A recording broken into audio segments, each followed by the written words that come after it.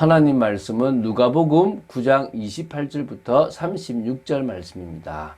35절, 36절을 합독하고 누가복음 9장 28절부터 36절까지를 보도록 하겠습니다. 35절, 36절 두 절 합독하도록 하겠습니다. 구름 속에서 소리가 나서 이르되 이는 나의 아들 곧 택함을 받은 자니 너희는 그의 말을 들어라 하고 소리가 그침에 오직 예수만 보이더라. 제자들이 잠잠하여 그 본 것을 무엇이든지 그때에는 아무에게도 이르지 아니하니라. 아멘. 자, 누가복음 9장 28절부터 36절도 되게 중요한 말씀입니다. 예수님께서 산인데요. 보통 변화산이라고 말하는 그 산에서 변화되셨죠. 그리고 모세와 엘리야와 함께 대화하시며 그것을 세 명의 제자가 보게 되는, 그래서 세 명의 제자 중에서 베드로가 예수님과 대화 나누는 그런 부분에 대한 내용들이 있습니다. 산에, 변화산이라고 불려지는 그 산에 예수님은 세 명의 제자만 데리고 갔습니다. 예수님께서 그곳에서 빛나고 영광스러운 모습, 다시 말하면 이 부활의 모습이라고 합니다. 그래서 재림주로 나중에 오실 모습이라고 보셔도 되는데요. 그래서 그 모습으로 이렇게 변화되셔서 이제 예수님께서 십자가 지실 그 부분에 대해서 이 모세와 엘리야와 나누었는데, 왜 모세와 엘리야냐에 대한 부분도 오늘 좀 볼 필요가 있겠고요.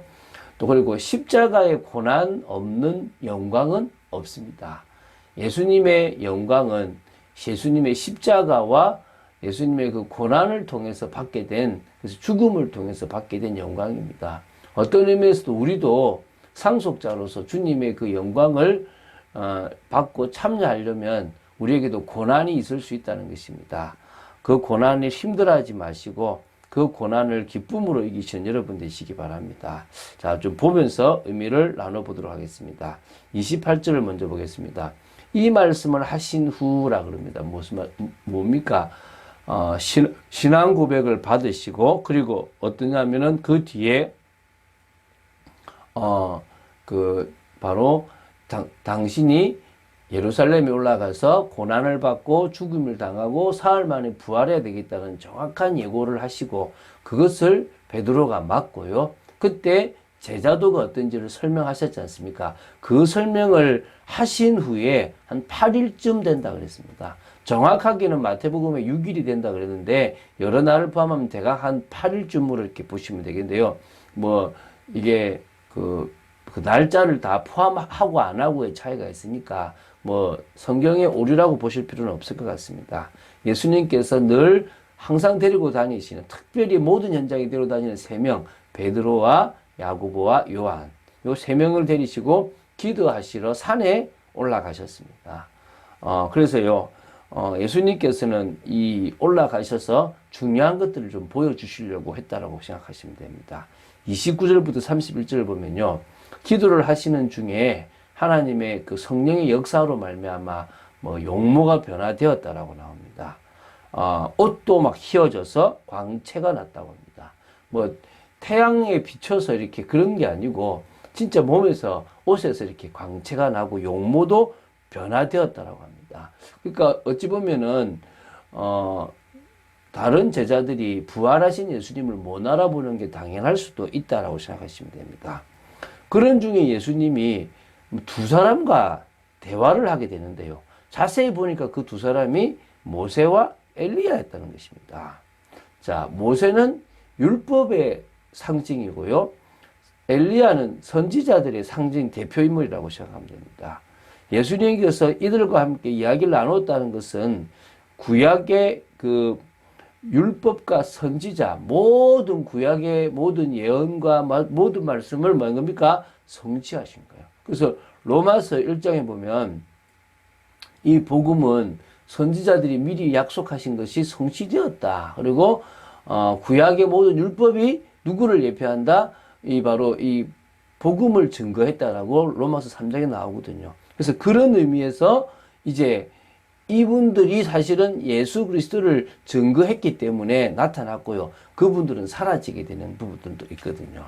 자, 어쨌든 같이 또 특징이 있습니다. 자, 모세는 시내산에서 말씀을 받았고 또 누굽니까? 엘리야는 호렙산에서 받았습니다. 같은 산입니다. 또 여기에 누가 있습니까? 예수님도 지금 산에서 지금 하나님의 은혜를 받고 있습니다. 하나님의 영광을 체험하고 있다고 보시면 됩니다. 또 그런 영광이 있고 메시아와 관계되어 있는 부분도 있는 거죠. 자, 모세는 이 하나님으로 세움을 받을 때 선지자, 내 뒤에 선지자가 올 것이다 라고 하는, 그래서 큰 선지자, 그 사람이 누굽니까? 모세와 같은 메시아를 의미하거든요. 또 엘리야 역시도 메시아의 길을 예비하는 그런 인물로 등장하잖아요. 이 세례 요한이 엘리야와 같다라고 얘기하죠. 그러니까 어찌 보면 메시아와 다 연관되어 있는 인물이라고 보시면 됩니다. 그래서 영광 중에서 나타나서 예루살렘에서 의논한 게 뭐냐면 예루살렘에서 죽으신 별세에 대한 것을 의논했다 그럽니다. 그러니까 다시 말하면 하나님이 이 땅에 오신 이유가 죽기 위하신 거 아닙니까? 그렇죠? 그 부분에 대한 이야기를 나누었다라고 보시면 됩니다. 낮아지심과 높아지심에 대한 이야기라고 보시면 되죠. 자, 32, 33절입니다. 자, 베드로하고 함께 있는 자들이요. 예수님이 얼마나 깊이 기도를 하셨냐면 변화될 동안에 이 또 제자들은 주로 좁니다. 기도가 뭔지 모르니까 졸잖아요. 여러분 정말 기도 시간에 깊이 주님과 대화한 여러분, 주님과 교제한 여러분 되시기 바랍니다. 그 졸다가 막 이 광경을 보니까요, 막 온전히 깨어나 정신을 번쩍 차린 겁니다. 지금 잠결에 이야기하는 건 아닙니다. 그래서 예수님의 영광을 받고요, 함께 서 있는 두 사람, 이 모세와 엘리야 같은 그런 사람 두 사람을 본 겁니다. 광채가 나고 뭔가 대화 나누는 게 심상치 않았겠죠. 두 사람이 이제 떠나는 겁니다.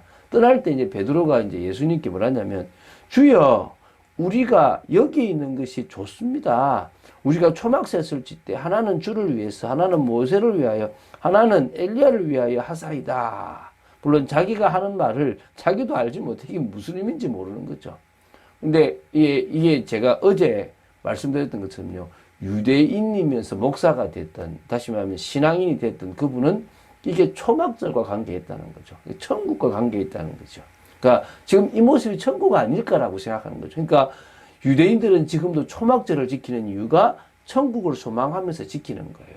근데 그 천국이 지금 자기 앞에 펼쳐졌으니까, 그러니까 초막셋을 짓자. 나 지금 초막셋을 지키고 싶다. 난 지금 천국을 바라본다. 라고 막 이렇게, 이런 부분일 수 있다는 거죠.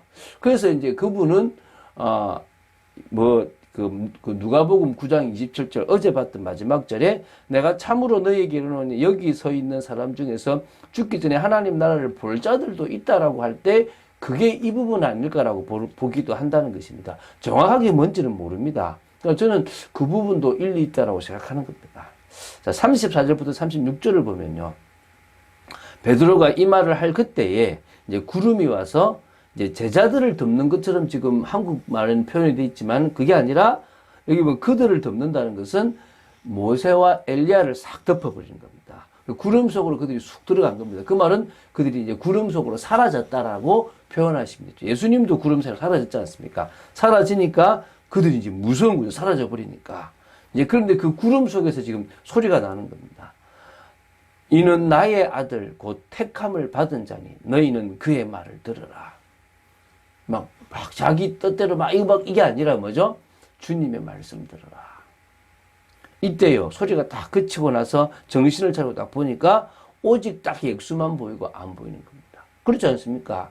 유대인들이 지금도 모세 때문에 예수님이 가려지는 거예요. 엘리야나 많은 신앙의 인물 때문에 예수님이 가려지는 겁니다. 그 많은 신앙의 인물들은 누구를 예표하는 겁니까? 예수 그리스도를 예표하는 겁니다. 진짜가 오면 가짜는 다 사라지는 겁니다. 근데 그게 아직도 남아있다는 거죠. 여러분, 이게 무슨 말씀인지 이해되십니까? 우리는 오직 예수, 그거 외에 신앙의 연조, 연륜, 전통 다 없어져도 된다는 거예요. 그 말은 무식하게 오직 예수 이 말이 아닙니다. 성경 66권을 보면서 대단해 보이는 사건, 위대해 보이는 인물, 죄송합니다. 그 모든 것들이 예수 그리스도 메시아로 귀결되게 되기 때문에 그 인물을 보면서 예수님을 보면 된다는 것입니다. 메시아를 보면 됩니다. 그리고 그 메시아를 보고 나면 그 인물의 위대함도 아무 의미가 없다라고 내려놓으면 된다는 거예요. 그래서 우리는 성경 66권을 풍성하게 보면서 오직 예수 그리스도의 눈으로 볼 수 있다면, 그게 복음의 눈, 언약의 눈으로 볼 수 있다면 성공한 것입니다. 여러분은 그런 축복을 누리게 되기를 바랍니다. 그래서요, 마태복음 17장 9절에도요, 예수님께서 이제 뭐라 하냐면, 이제 이 말씀을 부활 이후까지 말씀하지 말라 그럽니다. 그래서 제자들이 그때까지 함구하고 있는데, 아마 예수님이 부활하시고 나서 그게 무슨 의미인지를 그 세 명의 제자는 깨달았지 않았겠나 싶습니다. 자, 예수님은 그리스도이십니다. 예수님은 하나님이십니다.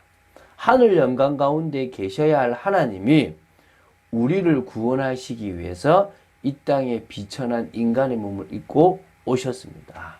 세 명의 제자들은 예수님의 변화된 모습, 그것을 봤습니다. 어떤 의미에서 하나님 나라를 봤을 수도 있습니다. 이 사실은 부활 이후에 다른 제자들에게 전해졌고, 그것을 누가도 여기다가 기록했죠. 마태도 그걸 기록했고, 마가도 기록을 했던 겁니다. 결국 이 모든 영광은 십자가를 통해서 이루어지게 되어 있습니다. 그래서 십자가를 통해서 그 모든 영광을 주님은 완성하셨다는 것입니다. 예수님은 누구라고요? 그리스도. 여러분, 힘든 상황, 기도가 안 되는 상황, 답답한 상황이 무엇이라고요? 주는 그리스도시요 살아계신 하나님의 아들이십니다를 고백하라는 것입니다. 주님은 내 답답한 마음을 다시 바로잡고 반석같이 주님을 바라보게 하고 하나님의 통치를 이루는 교회의 축복을 누리게 하실 그리스도십니다. 그 고백한 여러분이시기 바랍니다. 그래서 진정으로 우리가 올바른 믿음이 있다면 라합과 같은 축복을 누리게 될 줄로 믿습니다. 우리가 올바른 믿음이 있다면 진정으로 주님이 주인된 인생을 살아가게 되어 있습니다.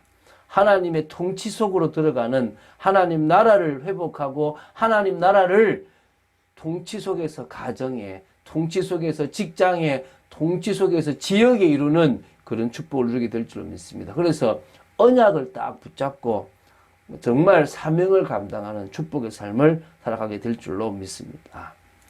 우리는 성령의 능력 아니면 아무것도 할 수 없습니다. 우리는 사람을 용서도 못하고 우리는 거룩의 삶도 살아갈 수가 없습니다. 우리는 하나도 착한 행실의 모습을 보일 수 없을 만큼 악한 사람입니다. 저는 대단해 보이는 사람을 봐도요, 뭔가 허세가 있는 게 보이고 그렇다고. 저도 뭐 그런 게 있으니까.